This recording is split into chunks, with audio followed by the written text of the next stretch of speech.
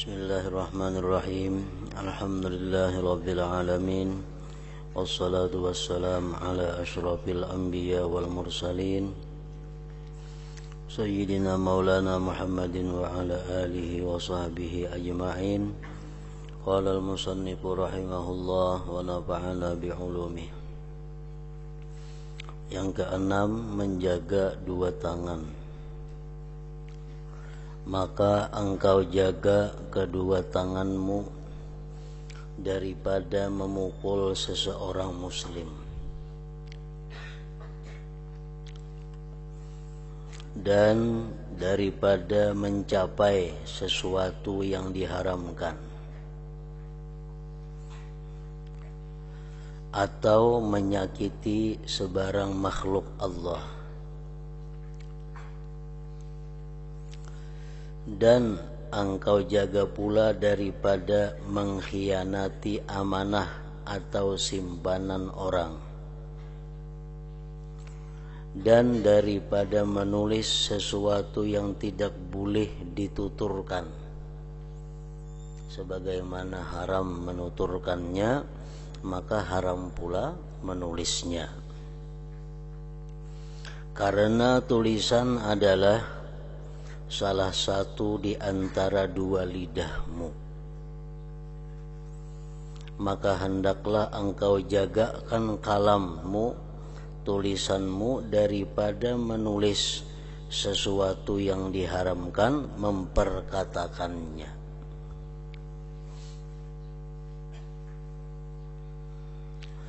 Yang ketujuh, menjaga dua kaki.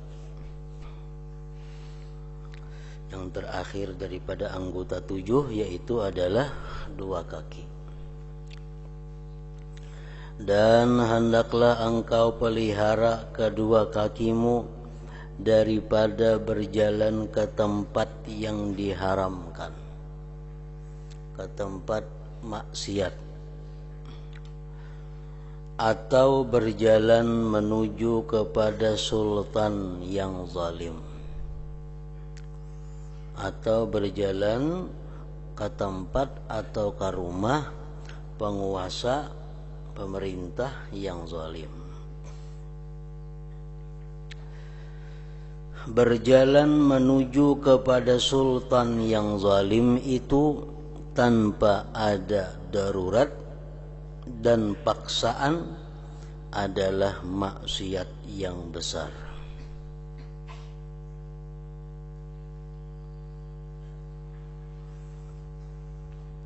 Berjalan ke tempat sultan yang zalim itu dibolehkan untuk sesuatu urusan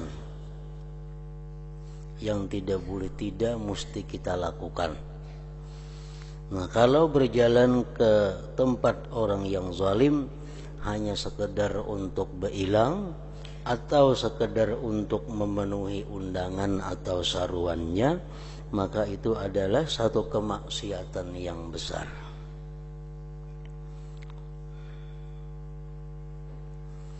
Karena yang demikian itu,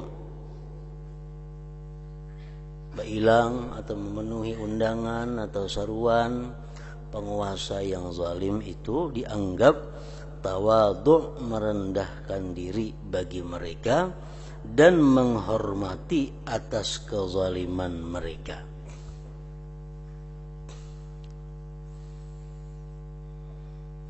Sedangkan Allah menyuruh kita supaya berpaling daripada orang-orang yang zalim.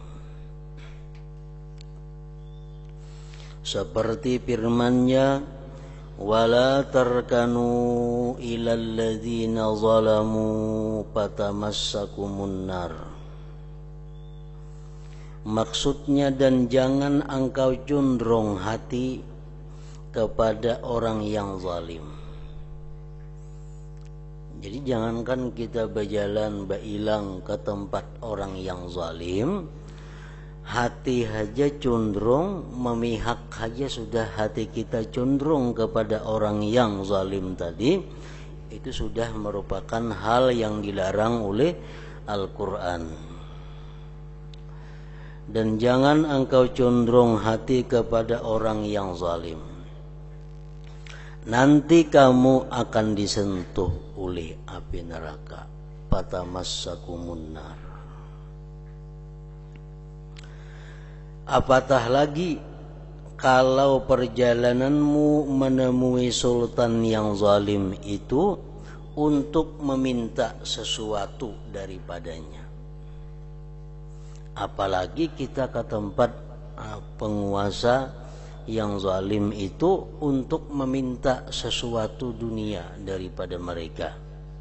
Tentu lebih lagi daripada sekedar ziarah bailang atau sekedar memenuhi seruan mereka. Maka ini jelas dikira mengusahai yang haram. Jelas sudah itu mengusahai yang haram. Dan Rasulullah sallallahu alaihi wasallam pernah bersabda, "Man tawadda'a li ghaniyyin salihin, dhahaba thulutsa dinihi." Artinya, siapa yang merendahkan dirinya kepada orang kaya yang saleh karena kekayaannya, maka telah hilanglah 2/3 daripada agamanya yang ada di dalam dirinya. Misal kita kedatangan orang kaya, lalu kita berdiri menyambut kedatangannya, itu termasuk daripada tawadhu li ghaniyin ngarannya. Nah, jadi ini hadis kita cermati, siapa yang merendahkan dirinya kepada orang kaya yang saleh. Ini kaya orangnya, saleh lagi. Kita hormati dia karena kekayaannya, itu sudah menghilangkan roh agama di dalam diri kita 2/3.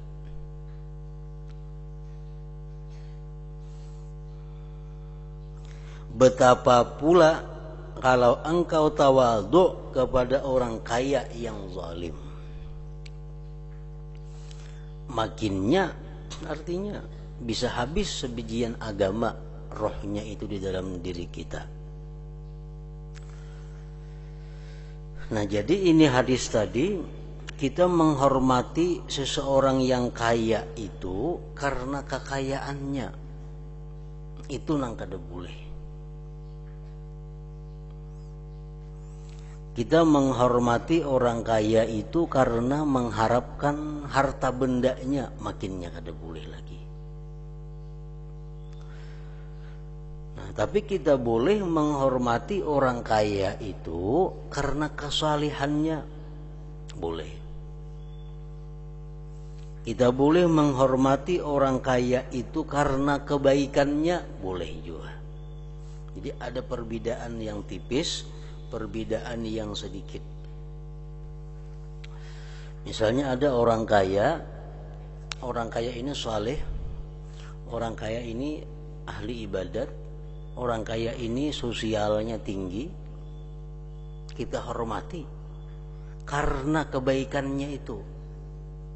Nah, itu kan jadi masalah. Tapi kalau di waktu kita menghormatinya itu yang terpandang di hati kita kekayaannya, nah itu nang kada boleh. Itu nang kada boleh. Kita hormati orang kaya yang zalim itu karena kekayaannya, salah. Kita hormati orang yang kaya yang zalim itu karena kezalimannya, makin salah lagi. Tapi kalau kita hormati orang kaya yang zalim itu karena takut akan kejahatannya, nah itu boleh. Ini orang kaya ini zalim. Bila kada dihormati, kita bisa diganggunya. Bila kada dihormati, kita bisa kada aman. Kalau kita hormati karena khawatir akan kejahatannya, nah itu kada jadi masalah. Nah, jadi menghormati orang kaya karena kekayaannya, karena mengharap pemberiannya, itu yang sangat dilarang oleh agama kita. Itu bisa menghilangkan agama 2/3 daripada diri kita. Misalnya ada orang yang kaya, yang setahu kita kalau ada kebaikannya, kalau ada sosialnya, kalau ada apanya, lalu kita berdiri menghormati kedatangannya. Nah, apa tujuan kita menghormati itu? Itu antara dua aja. Bila karena kekayaannya, salah sudah. Atau kita khawatir kejahatannya, nah itu boleh. Tapi kalau orang kaya ini baik orangnya, berjasa di mana-mana orangnya, kita hormati, itu boleh. Tapi karena kebaikannya itu, kita hormat karena kebaikannya, bukan karena kekayaannya, itu boleh. Coba lihat begitu dahsyat akibat tawadhu atau merendahkan diri kepada orang kaya yang saleh karena kekayaannya. Maka betapa pula kalau engkau tawadhu kepada orang kaya yang zalim.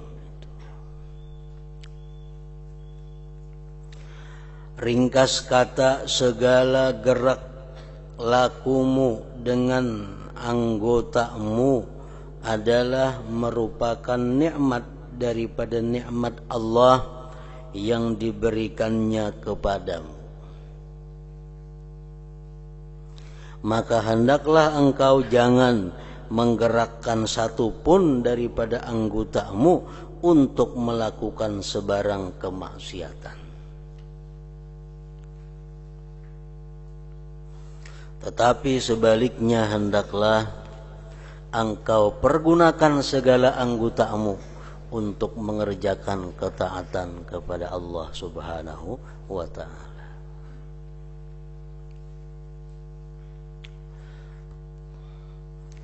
Dan ketahuilah apabila kamu cuai, artinya kada menghiraukan, kada memperdulikan, tangan kemanakah hendak menggunakan tangan, mata kemanakah hendak menggunakan mata, kemana hendak disalurkan, telinga kemana hendak menggunakan digunakan, kada memandang bolehkah, kadakah, kada tahu urusannya. Nah, itu ngarannya kada peduli. Maka akibatnya akan kembali kepadamu. Wa man asaa fa 'alaiha. Siapa yang berbuat jahat, maka atas dirinya sendiri. Dan apabila engkau rajin, maka manfaatnya juga akan kembali kepadamu. Kita bisa memelihara anggota tubuh kita daripada yang dimurkai Allah, manfaat kebaikannya kembali kepada kita. Allah maha kaya daripadamu dan kaya daripada amalanmu. Kita taat, kita kada taat, sedikit pun kada mengganggu dengan kekayaan Allah. Kita bakti kepada Allah, kita durhaka kepada Allah, sedikit pun kada mengurangi akan kebesaran Allah.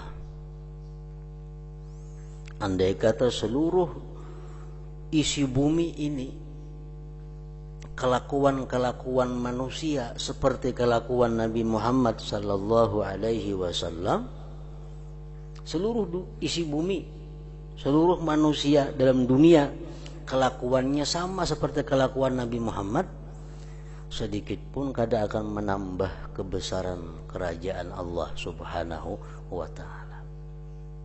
Andai kata seisi bumi ini kelakuan manusia seperti Abu Jahal, seluruh manusia kelakuannya kayak Abu Jahal, sedikit jua pun kada akan mengurangi kebesaran kerajaan Allah Subhanahu wa ta'ala. Karena Allah kada berhajat dengan baik buruknya kita. Yang berhajat itu adalah kita seorang, kita sendiri. Allah maha kaya daripadamu dan kaya daripada amalanmu. Tetapi setiap orang akan bertakluk pada hari kiamat nanti, bergantung pada hari kiamat nanti dengan amalan yang dikerjakannya di dunia ini.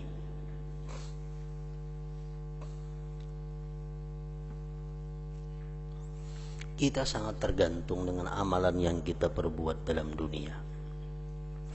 Maka jangan sekali-kali engkau berkata, Allah itu Tuhan yang maha mulia lagi pengampun. Ia mengampuni dosa-dosa hamba yang berbuat maksiat. Jangan sekali-kali berucap seperti itu.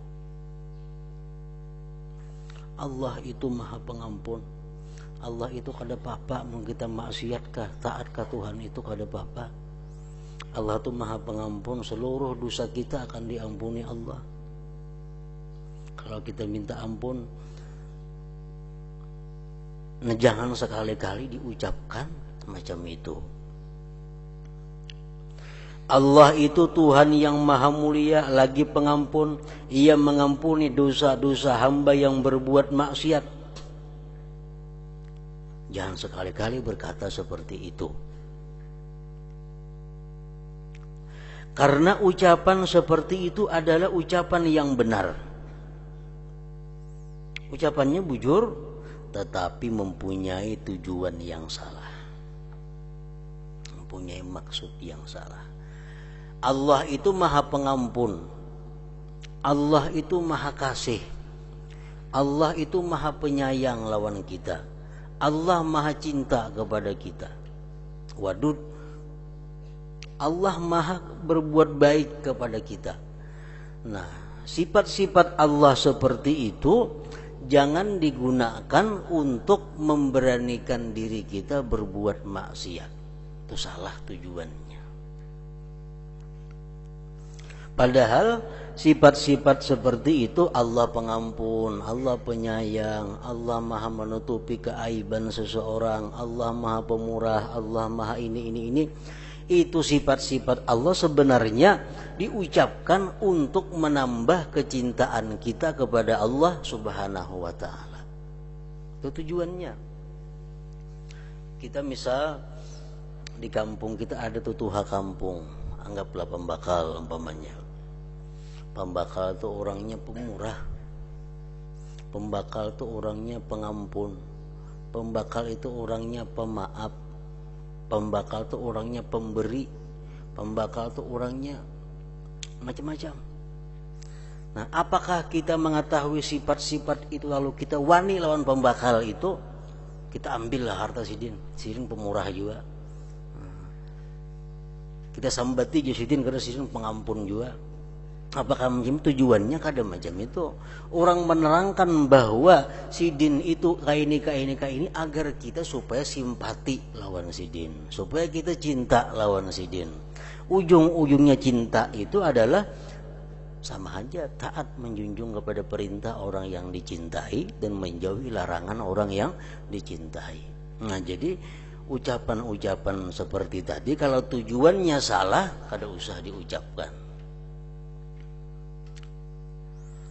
Ada hadis yang mengatakan di ujung kitab Ihya Ulumuddin juz pertama tentang istighfar. Disebutkan hadis bagaimanapun seorang manusia itu berbuat dosa, kalau dia ingat kepada Allah maka Allah ampuni dosa-dosanya. Nah, kita berbuat dosa.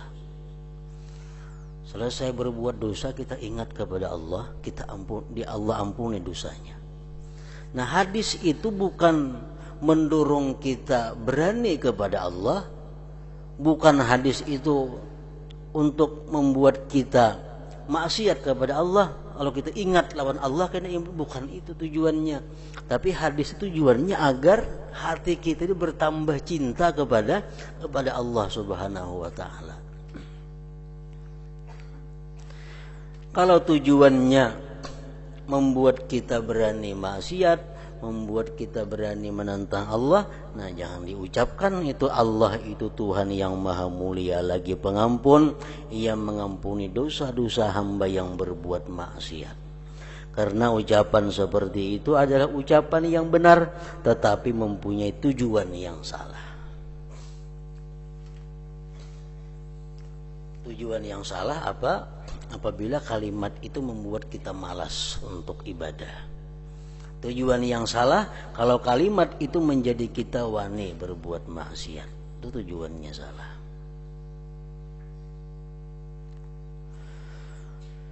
Orang yang memperkatakannya, orang tuh mengatakan Allah tuh pemaaf, dosa kayak apa aja generalnya kalau minta ampun dimaafi Allah. Kalau tujuannya untuk berani melakukan maksiat, itu digelarkan dengan ahmak, bodoh. Itu orang bodoh yang berpendapat seperti demikian. Seperti gelaran yang telah disebutkan oleh Rasulullah sallallahu alaihi wasallam dalam sabdanya,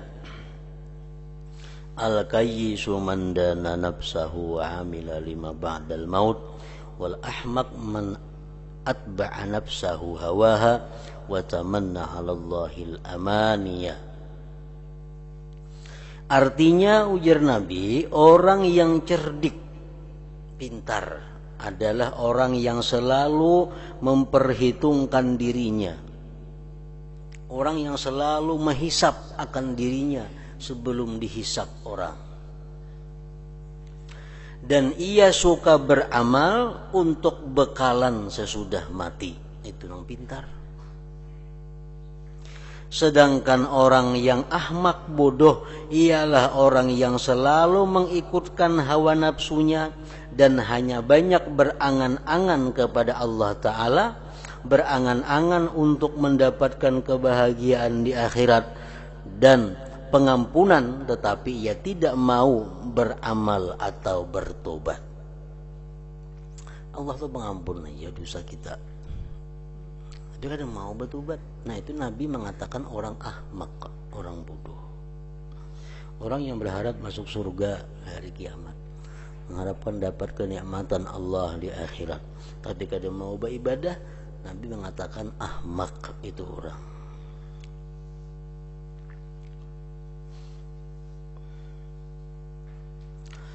Dan ketahuilah bahwasanya siapa yang mau menjadi seorang yang alim,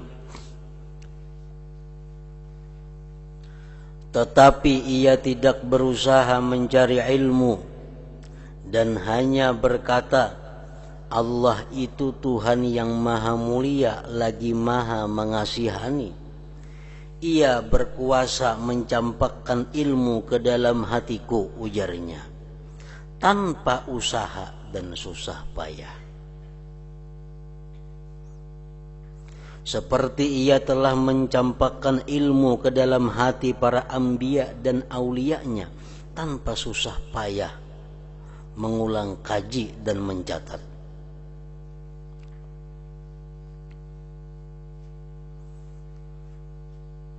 Kada perlu menuntut ilmu agama.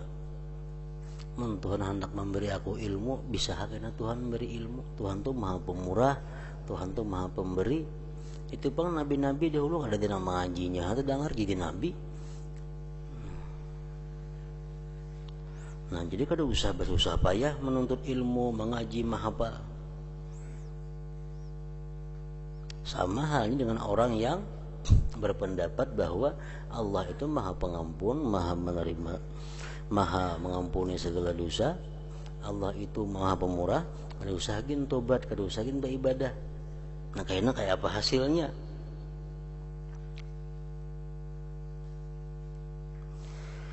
Maka orang yang berkata demikian tadi sama halnya dengan seseorang yang mau mendapatkan harta kekayaan, lalu ia meninggalkan usaha, ia tidak mau bertanam atau berniaga, bahkan ia duduk saja dalam keadaan menganggur sambil berkata, Allah itu Tuhan yang maha mulia lagi maha mengasihani, dan baginya segala khazanah perbendaharaan yang ada di langit dan yang ada di dalam bumi, dan ia berkuasa menunjukkan aku akan sesuatu perbendaharaan daripada perbendaharaan harta, sehingga aku tidak perlu berusaha.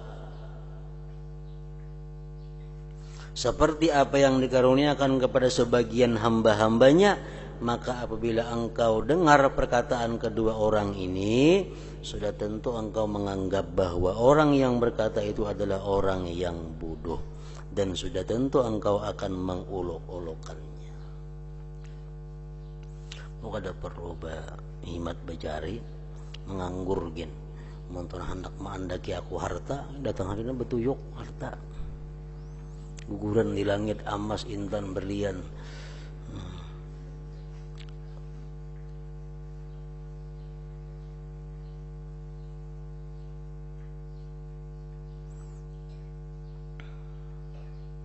Nah, orang yang berkata seperti itu pasti kita anggap dia bodoh dan kita menguluk-ulukannya. Meskipun apa yang mereka sifatkan tentang kemurahan dan kekuasaan Allah Ta'ala itu adalah sesuatu yang benar. Nang diucapakan itu bujur. Tuhan tuh maha pemurah, bujur. Tuhan mempunyai perbendaharaan harta-harta di mana-mana, bujur. Tuhan kuasa memberikan aku rezeki yang berlimpah ruah walaupun aku guring kada berusaha, bujur juga itu. Nah, cuma sifat-sifat yang seperti itu bukan mendorong kita untuk menganggur, bukan. Tetapi sifat-sifat seperti itu adalah mendorong kita untuk berusaha dan bertawakal kepada Allah Subhanahu wa Ta'ala dan mengharap karunia-Nya. Nah, kita bekerja, kita berusaha mengharapkan karunia Allah, bertawakal kepada Allah, itu tujuannya daripada sifat-sifat Allah yang disebut tadi. Bukan tujuannya untuk supaya kita menganggur kada berusaha, bukan itu.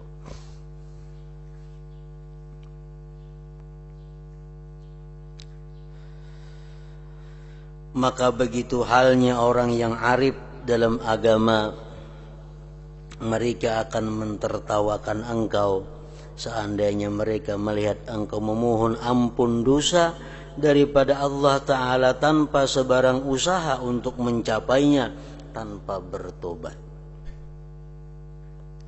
Allah Maha Pengampun, Allah bisa aja mengampuni aku dosa, tapi kita kada bertobat, kita akan ditertawakan oleh orang yang arif dalam agama.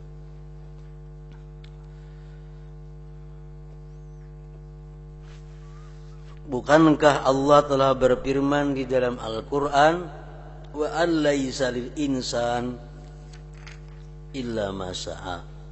Maksudnya dan bahwasanya tidak ada sesuatu yang dapat diperoleh oleh seseorang itu kecuali sekedar usahanya.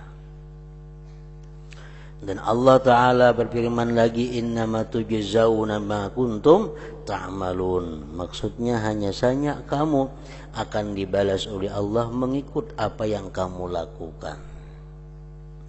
Dan firman-Nya lagi, innal abrara lafi na'im wa innal fujjar lafi jahim. Maksudnya sesungguhnya orang yang baik akan dimasukkan ke dalam surga dan orang-orang yang jahat akan dimasukkan ke dalam neraka.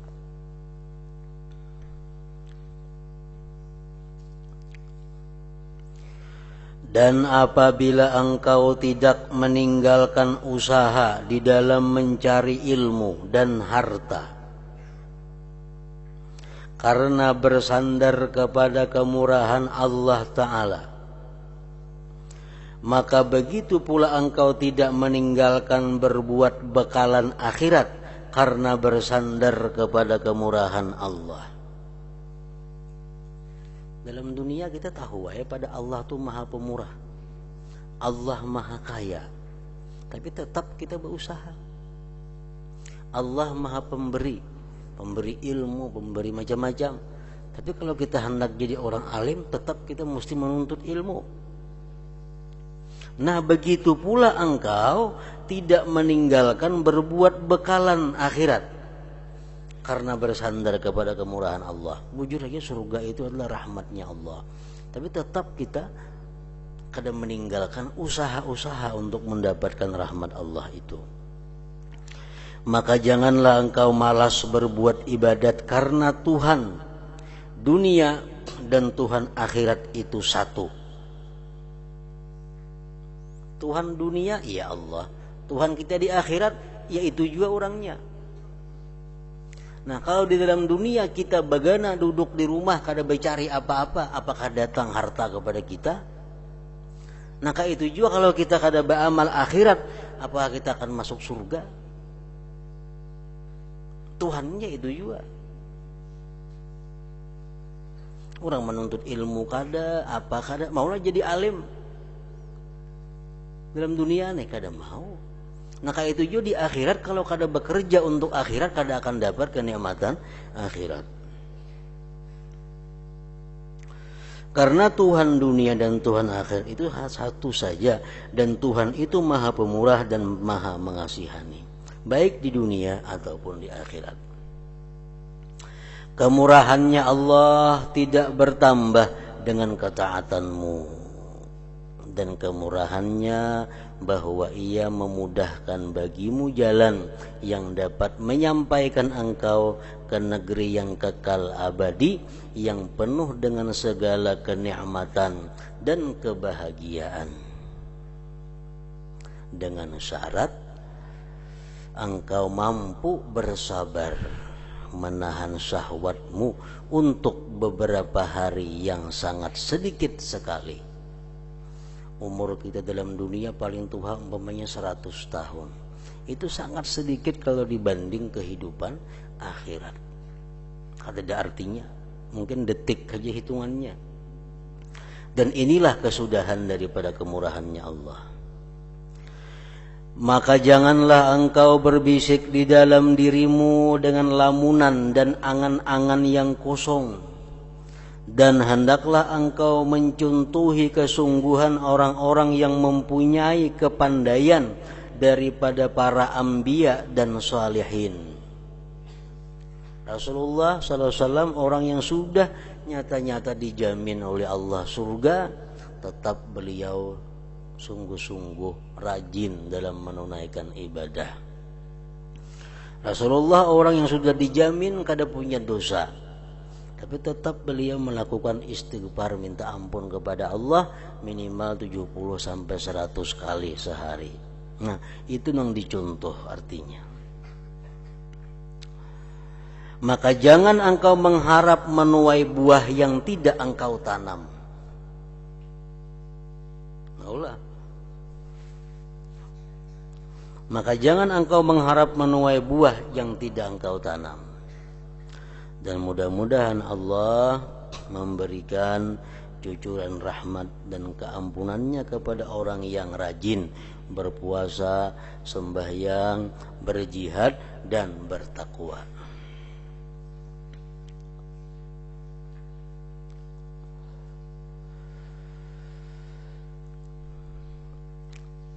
Ringkas kata, kesimpulannya, peliharalah anggotamu yang zahir daripada maksiat-maksiat yang telah disebutkan sebelum ini.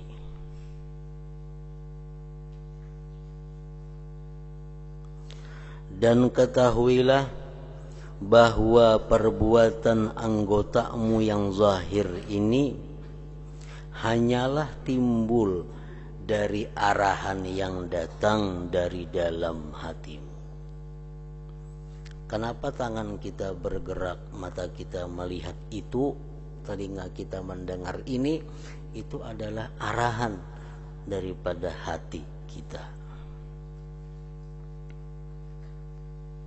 Karena al-qalbu itu adalah kal-malik, seperti raja, wal a'dha ra'iyatun, anggota-anggota ini seperti rakyatnya. Dan apabila engkau bermaksud memeliharakan segala anggotamu yang zahir,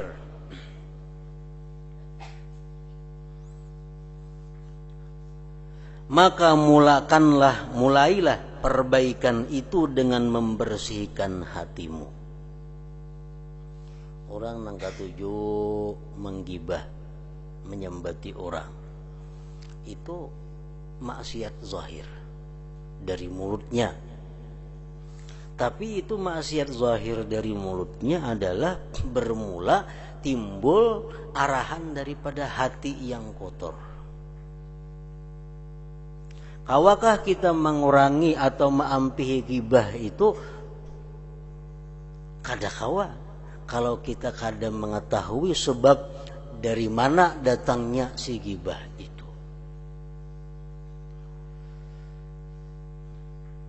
Gibah itu kita ambil contoh gibah. Bisa datang umpamanya dari sifat kesombongan. Orang yang sombong itu mudah menggibah orang. Nah, untuk menghilangkan gibah itu mesti diobati kesombongannya itu, karena itulah akarnya sebab kita menggibah tadi. Jadi semuaan perbuatan maksiat yang zahir itu bertalian dengan hati yang kotor. Ghibah itu bisa datang daripada hati yang hasad, dengki. Nah, kita dengki lawan si fulan itu nah.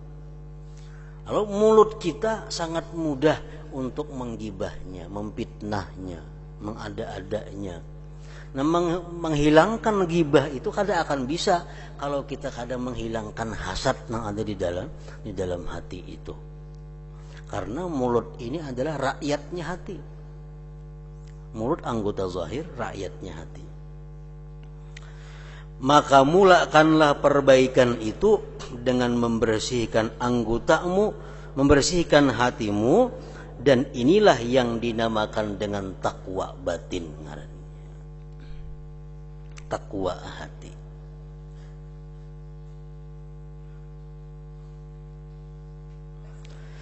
Dan hati yang ada di dalam dadamu itulah yang dinamakan dengan mudghah, sakatul atau segumpal daging. Apabila baik daging itu, maka baiklah seluruh tubuh.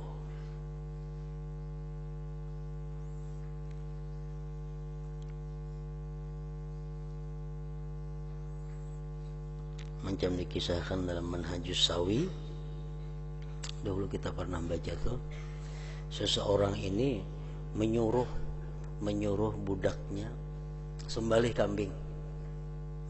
Kayaknya sudah ikan menyembelih kambing, aku minta daging yang paling baik bawa ke sini. Sembelihnya kambing. Dipilihnya daging yang paling baik adalah hati kambing.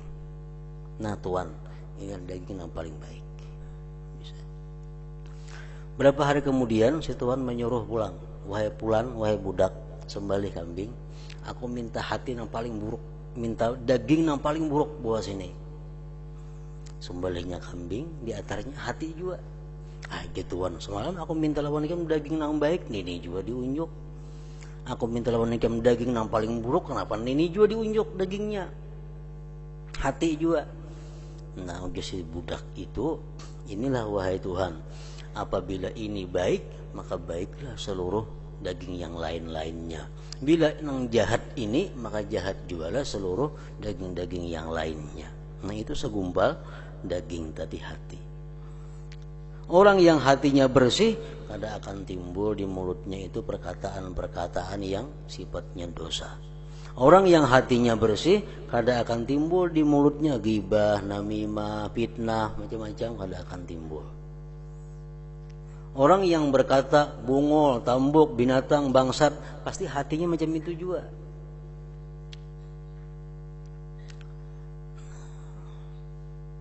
Orang yang berkata bungol, ikam ini bangsat, nah, inya badahulu sudah bangsat badahulu tak keluar jadinya. Nah, orang yang hatinya kada bangsat kada akan mengeluarkan kata-kata bangsat, bungol, tambuk itu. Inya hatinya hibak lawan bangsat, bungol, tambuk, lalu tak keluar.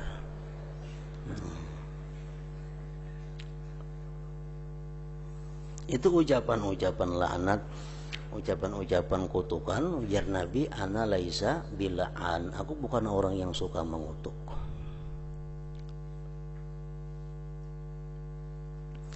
Dan hati yang ada di dalam dadamu itulah yang dinamakan dengan mudghah, sekatul daging yang apabila ia baik maka akan baiklah seluruh anggotamu, dan apabila ia rusak maka rusaklah seluruh anggotamu. Dan kebersihan hati itu hanya dicapai melalui muraqabah, melalui pengintaian hati. Bila kada diintai hati kita, kada diperiksa hati kita, kada dikontrol hati kita akan rusak dan akhirnya bisa hancur, mati sama sekali. Nah, pasal kedua, cara-cara meninggalkan maksiat batin, maksiat hati. Hadratin Nabi sallallahu alaihi wasallam, al-Fatihah.